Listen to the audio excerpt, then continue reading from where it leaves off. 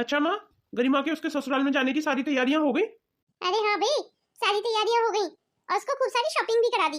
तू चिंता मत कर। हाँ माँ, ध्यान रखना, मेरी बहन को यहाँ से जाते वक्त किसी भी चीज की कमी नहीं होनी चाहिए। मैं तो यही चाहता हूँ कि मेरी बहन की उसकी ससुराल में नाक ऊंची रहनी चाहिए माँ। अरे तू चिंता क्यों कर रहा है? तेरा जैसा भाई जिस बहन का होगा ना, उसकी नाक तो वैसे ही ऊंची रहेगी उसके ससुराल में। अच्छा माँ, मैं एक नई फैक्ट्री युवराज के नाम पे लेने की सोच रहा हूँ। आप क्या कहती हैं? कल को मेरा सारा काम धंधा युवराज और वैभव को ही तो संभालना है। आप तो जानती हैं माँ, मेरे भाई बहनों के अलावा मेरा इस दुनिया में है ही कौन। मेरा जो कुछ भी है वो उन्हीं का तो है। भगवान करे तुम चारों बहन भाइयों का प्यार ऐसे ही बना रहे हमेशा। भगवान तेरे जैसा भाई सबको दे।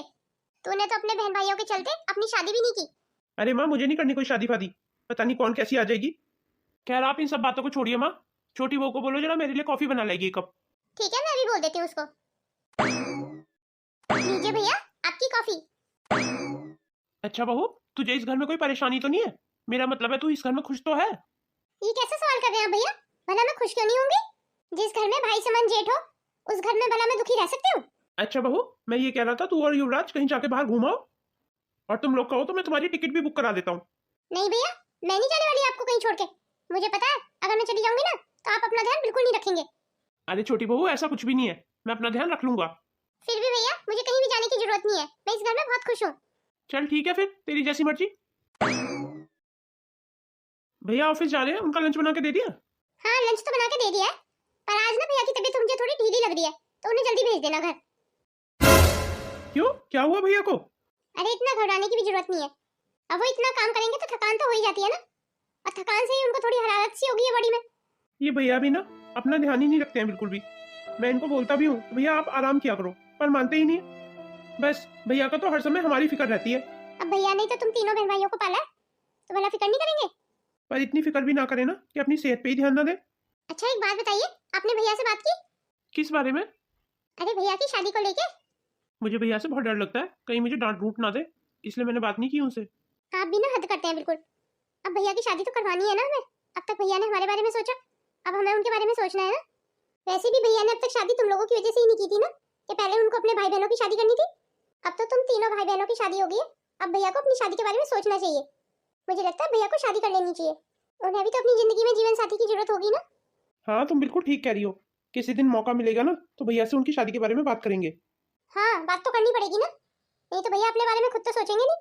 फिलहाल तो तुम मेरे और भैया के ना कुछ कपड़े पैक कर दो। क्यों, आप लोग कहीं जा रहे हैं क्या? वो मुंशी काका याद है तुम्हें, जो हमारे फैक्ट्री में बहुत टाइम से काम करते हैं? उन्हीं की बेटी की शादी में जा रहे हैं। उन्होंने बहुत रिक्वेस्ट किया भैया से कि उनकी बेटी की शादी में जरूर जाना है, और उनकी रिक्वेस्ट देख के हम मना भी नहीं कर पाए। ठीक है, तो फिर मैं कपड़े पैक कर देती हूँ। अरे वैभव, लक्ष्मी, तुम दोनों यहाँ? कुछ काम था मुझसे? माँ जी, हम आपसे यही पूछने आए थे, आपने भैया से बात की उनकी शादी के लिए? हाँ, मैंने बात तो की थी, पर उसने टाल दी। माँ आप कैसे भी करके भैया को ना शादी के लिए मना लो। अजीब प्यार है तुम बहन भाइयों का। वो तुम्हारे बारे में सोचता रहता है और तुम लोग उसके बारे में सोचते रहते हो। अब हमारे बड़े भैया है तो उनके बारे में हम नहीं सोचेंगे तो और कौन सोचेगा माँ? भैया तो अपने बारे में सोचते ही नहीं है माँ, वो तो हमारी फिक्र में ही रहते हैं।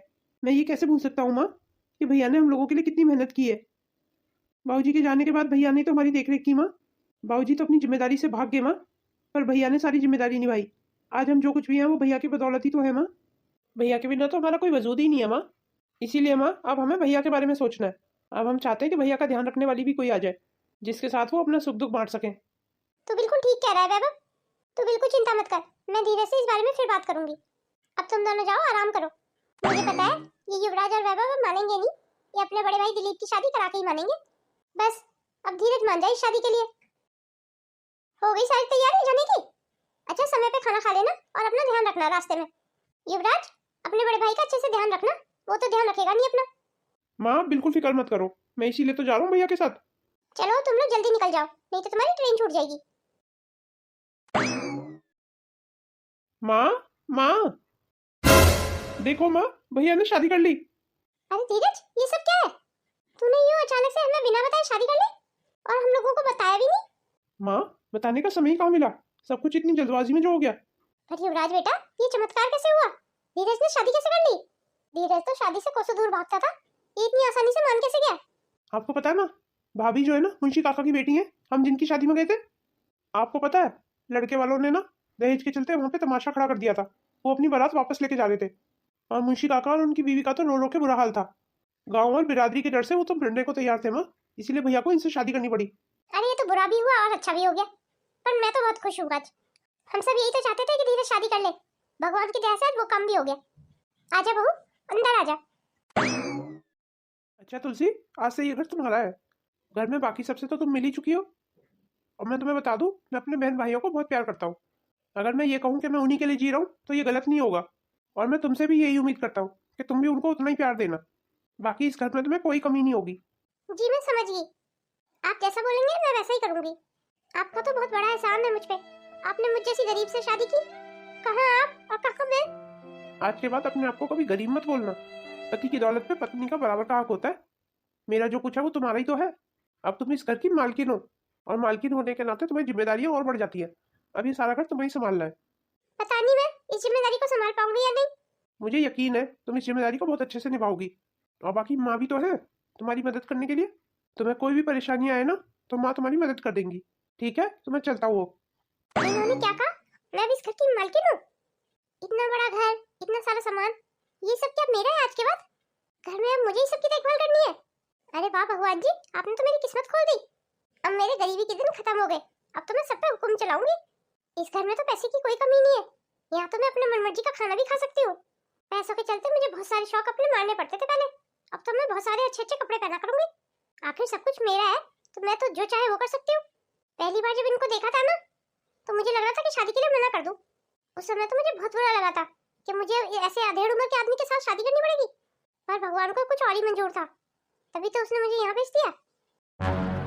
अब तो इस घर में एक तरफा राज मेरा ही चलेगा। चलो, इस अधेड़ उम्र के आदमी के साथ शादी करके कुछ तो फायदा हुआ मुझे।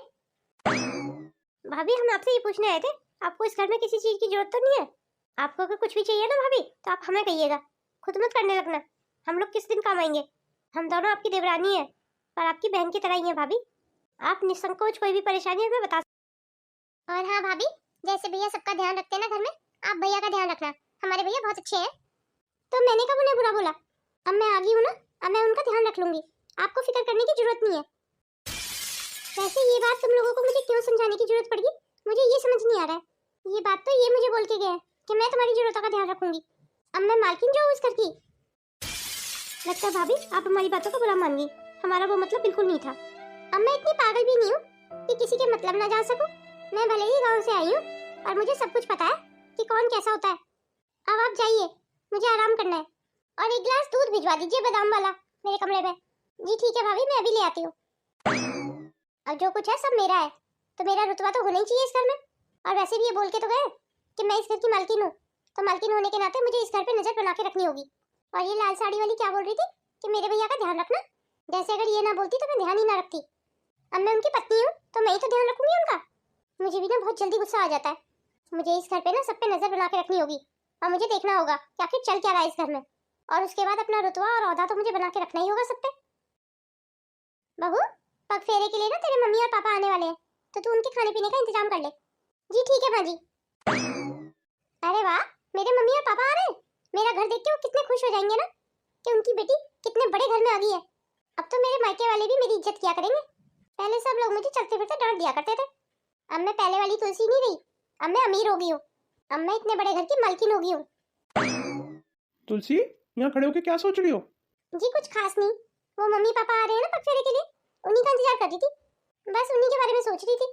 मुंशी काका आ रहे हैं, मुंशी काका का अच्छे से ध्यान रखना, उन्हें खाने पीने में किसी चीज की कमी ना हो इस घर में। जी ठीक है, मैं पूरा ध्यान रखूंगी। मम्मी पापा आप आ गए, आइए अंदर आइए। प्रणाम करती हूँ समधन जी। प्रणाम समधन जी, कैसी हैं आप?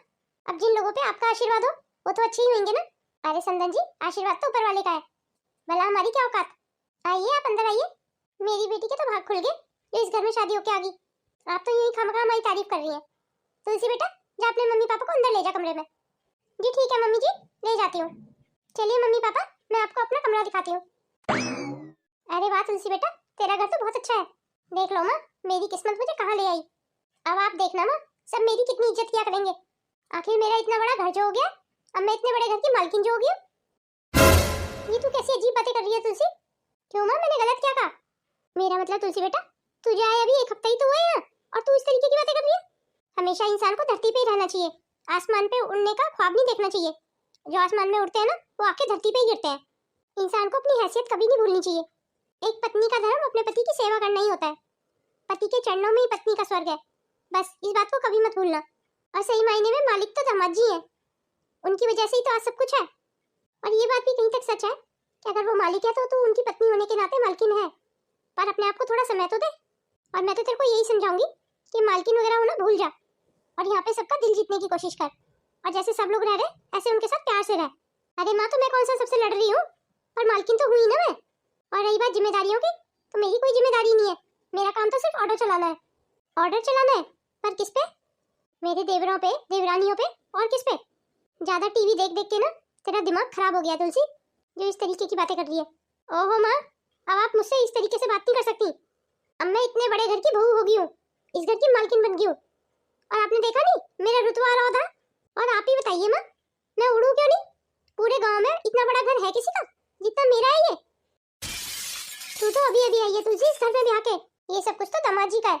दामाद जी ने, उनके भाइयों ने ये सब अपनी मेहनत से कमाया है। पर माँ, आप ये कैसे भूल गई कि मैंने इस अधेड़ उम्र के आदमी के साथ शादी की है? तो मैंने उनके ऊपर कितना बड़ा एहसान किया इनसे शादी करके।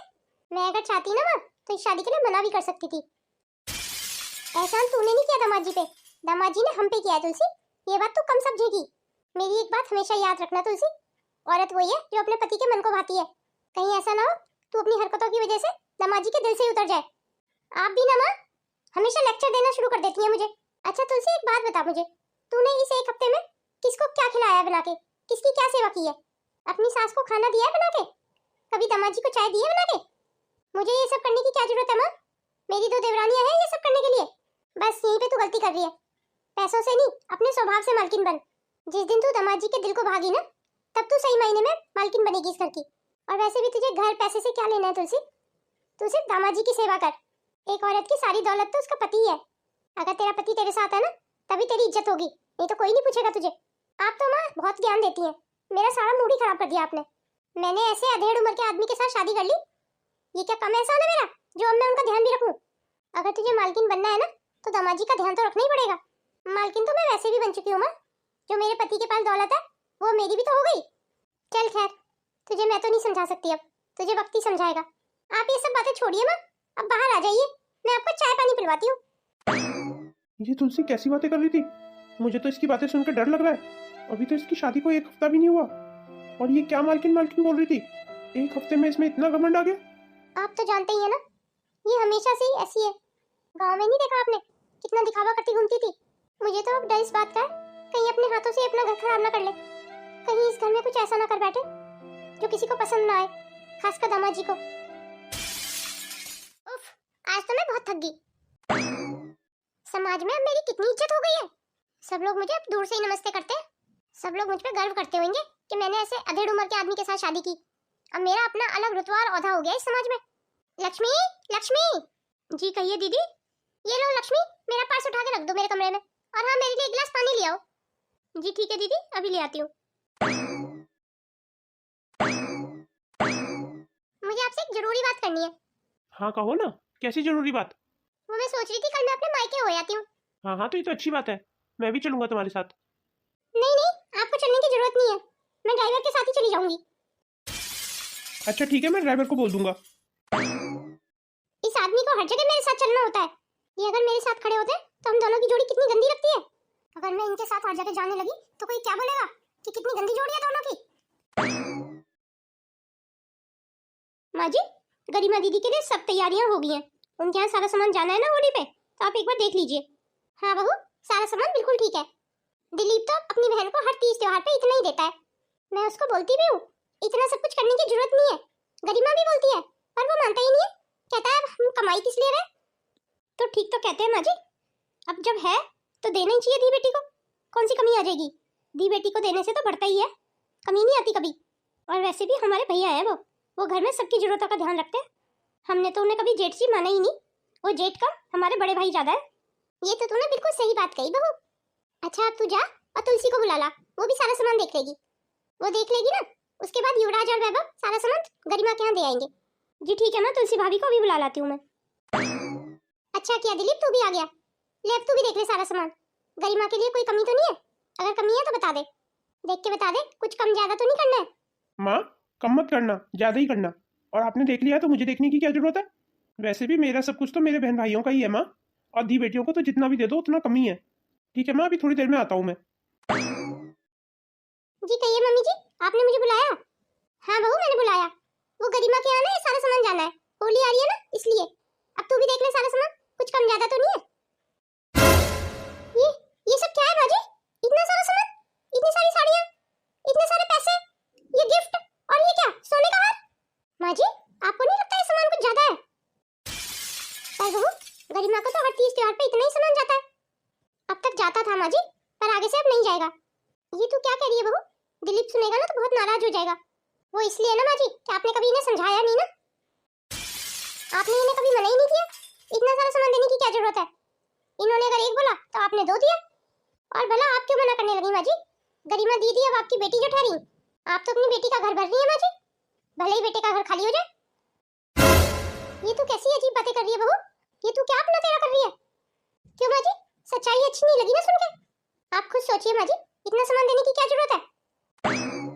ये सब क्या हो रहा है यहाँ पे? अब आप ही देख लीजिए, आप तो कुछ बोलेंगे नहीं, मुझे ही बोलना पड़ेगा। आपकी बहन के लिए कितना सारा सामान जा रहा है।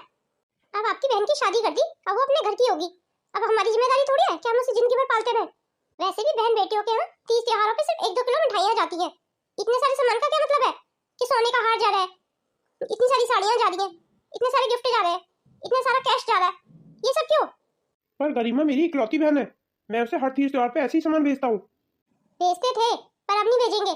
और माँ जी, इन्होंने तो इन्होंने, पर आपने भी अपने बड़े बेटे के अच्छे होने का ज्यादा फायदा उठाया। मुझे तो ऐसे लग रहा है माँ जी, आप लोग ना जानबूझ के मेरे पति को दोनों हाथों से लूटने में लगे हो। वो इस घर में रह के इतने सारे लोगों की जरूरतें तो पूरी कर रहे हैं, पर अब बस माँ जी, मेरे होते हुए ये सब नहीं चलेगा इस घर में। अब मैं आ गई हूँ इस घर में, आपने कभी इतना सारा सामान भेजने से रोका क्यों नहीं माँ जी? बस करो तुलसी, तुम्हारी हिम्मत कैसे हुई मेरी माँ से इस तरीके से बात करने की? गरिमा मेरी इकलौती बहन है, मेरा जो मन करेगा मैं उसे दूंगा। तुम होती कौन है ये सब बोलने वाली, मुझे रोकने वाली? और हाँ, आइंदा से इस घर के मामलों में तुम नहीं पड़ो ना तो ज्यादा अच्छा है। कोई बात नहीं दिलीप, तू गुस्सा मत कर। अगर बहू नहीं चाहती है ना तो हम ये सारा सामान गरिमा के यहाँ नहीं भेजेंगे। आप भी इसकी बातों में आ गई माँ, ये सारा सामान तो जाएगा, अब मैं देखता हूँ कौन रोकता है। पर दिलीप, बहू नहीं चाहती है कि ये सारा सामान जाए। अब तुलसी तेरी पत्नी है, अब तुझे उससे पूछ के ही सारे काम करने चाहिए। आखिर क्यों माँ, मुझे तुलसी से पूछने की क्या जरूरत है? और आप ये क्यों बोल रही हैं माँ, ये सब मेरी कमाई से जा रहा है, तुलसी ने नहीं कमा के रख दिया है। बिल्कुल सही कहा आपने कि ये सब आपकी कमाई से जा रहा है, और एक पत्नी होने के नाते आपकी उस कमाई पे मेरा बराबर का हक है। इसलिए आप अपनी कमाई को मेरी बिना रजामंदी के ऐसे लुटा नहीं सकते। और गरिमा क्या सिर्फ आपकी बहन है? युवराज और वैभव का उस पर कोई हक नहीं बनता? उनको भी तो सोचना चाहिए ना, वो दे। और अगर आपको ही देना है तो थोड़ा बहुत दो, पर आप तो दोनों हाथों से लुटा रहे हो, और मेरे होते हुए तो मैं ऐसा नहीं होने दूंगी। मुझे तो ऐसे लग रहा है माँ कि तुलसी से शादी करके मैंने कोई गलती कर दी। मैं हमेशा आपसे मना करता था कि मुझे शादी नहीं करनी है, मेरा घर टूट जाएगा, मेरा घर बर्बाद हो जाएगा। माँ, आपने शादी करके मुझ पे कोई एहसान नहीं किया, बल्कि मैंने तुमसे शादी करके तुम पे एहसान किया है। मेरा एहसान मानो कि मैंने तुमसे शादी कर ली, वरना तुम जैसे अधेड़ उम्र के आदमी के साथ कौन शादी करता? और आज के बाद इस घर में जो भी खर्चे होंगे ना, सबको हिसाब देना पड़ेगा। तुम्हारी इतनी हिम्मत, मेरे सामने खड़े होके मेरे परिवार से हिसाब मांगोगी? आप शायद भूल रहे हैं, मैं इस घर की मालकिन हूँ। पर तुम ये मत बोलो कि मेरी वजह से तुम इस घर की मालकिन हो। मेरे बिना ना तुम्हें कोई नहीं पूछेगा, और यकीन ना हो ना तो आजमा के देख लो, बढ़िया ही मालकिन बनने वाली। तूने मालकिन का फर्ज भी निभाया है कभी? कभी पति को चाय दिया, कभी सास को खाना दिया, कभी अपनी बहन समान देवरानियों से बैठ के बात की है, उनका सुख दुख पूछा है? और ये मत भूलो, समाज में तुम्हारी इज्जत मेरी वजह से है। मैं तुम्हारे साथ जिस दिन जाना बंद कर दूंगा ना, कोई नहीं पूछेगा तुम्हें। यकीन ना हो ना तो आजमा के देख लेना, उसके बाद बात करना मेरे से। तब मैं देखता हूँ कौन तुम्हें मालकिन की पदवी देता है और कौन तुम्हारी इज्जत करता है। मैं तो तुम्हें अपने सिर का ताज बना के लाया इस घर में, पर तुमने तो मेरे पैरों के नीचे से जमीन ही खींच ली। पर मुझे ऐसा लगता है कि मैं जो कुछ भी हूँ ना, मैं अपने खुद की बदौलत हूँ। मैंने तुम जैसे आदमी से जो शादी की, इसीलिए समाज में सब मेरी इज्जत करते हैं। एक पत्नी का वजूद ना उसके पति से होता है। जिस दिन मैं नहीं रहूंगा ना, तुम्हारा कोई वजूद नहीं होगा, समझी तुम? ये तुम्हारी गलतफहमी तो अब दूर करनी पड़ेगी।